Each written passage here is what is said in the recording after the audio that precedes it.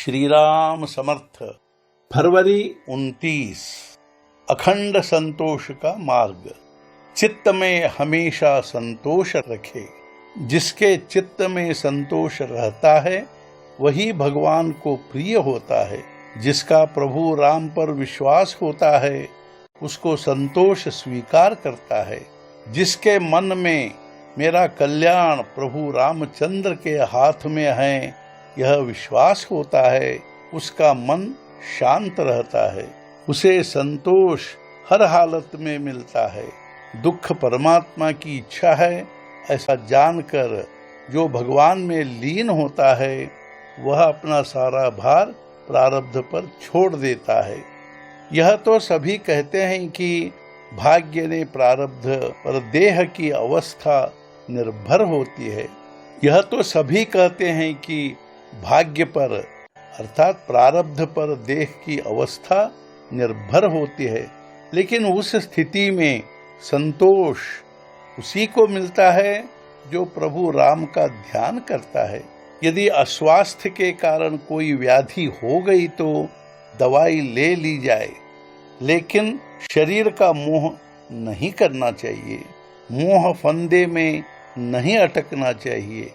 मेरा तो दूसरा कुछ कहना नहीं है। मैं तो केवल एक बात कहना चाहता हूँ कि जब तक सांस तब तक राम नाम मुख में हो। मैं एक ही बात दोहराता हूँ, प्रभु राम पर पूरा विश्वास रखो, वही अंत में सहायक होगा। हमारा आचरण शुद्ध हो, भगवान का नित्य स्मरण करें। कर्तव्य भावना जागृत रखनी चाहिए। कर्तव्य करते हुए भी भगवान की स्मृति रखे। सभी संत जन यही कहते हैं कि भगवत प्राप्ति के लिए नामस्मरण के सिवाय दूसरा कोई साधन नहीं है। हमारी देह ईश्वर प्राप्ति के लिए ही है। ईश्वर प्राप्ति ही सर्वश्रेष्ठ लक्ष्य है। सभी सज्जन कहते हैं कि देह के लिए पीड़ा वेदना दुख है वह देह के ही कारण है, उसको निपटाना भी देह की जिम्मेदारी है। फिर भी मुझे चिंता सताती है कि आप भगवान का चिंतन स्मरण नहीं करते। भगवान के चिंतन के सिवाय देह का सुख कभी भुगतना नहीं चाहिए, ऐसा सभी साधु सज्जन कहते हैं। केवल प्रभु राम के लिए ही जीवित रहना है, यही निश्चय हमें करना चाहिए। जगत में भोग वैभव संपत्ति कीर्ति ये सब भगवान की कृपा के सिवाय निरर्थक हैं, कौड़ी मोल के हैं, ऐसा सज्जन साधु संत कहते हैं।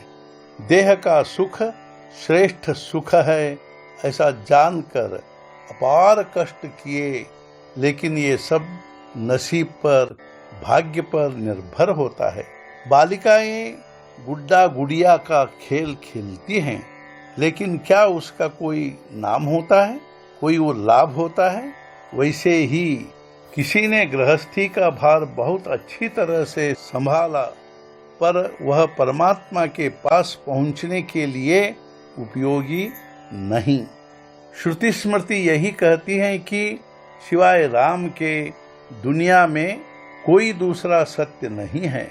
मैं यही कहना चाहता हूँ कि प्रभु राम को अपना खास मित्र समझकर उसके साथ रहो।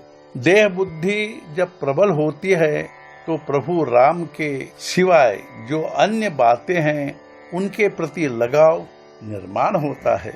अब प्रभु राम से प्रार्थना करो कि हे भगवान, एक ही बात का मुझे वरदान दो कि जिससे मुझे तुम्हारा विस्मरण न हो।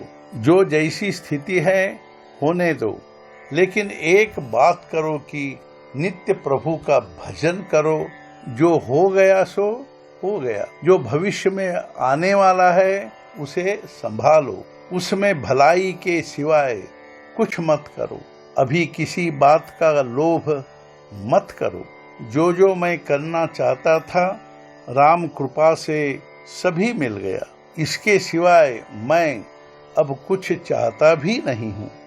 मैं किसी का नहीं हूँ, कोई मेरा नहीं है। दुनिया और देह भी मेरे नहीं हैं। जो जो दृश्य देखूंगा उसका परिवर्तन भगवान के रूप में ही हो। यही अनुभव यदि हम मन में रखेंगे तो संतोष होगा। आज का मुख्य विचार, जब तक सांस चलेगी तब तक मुख में राम नाम हो। सद्गुरुनाथ महाराज की जय। जय जय रघुवीर समर्थ।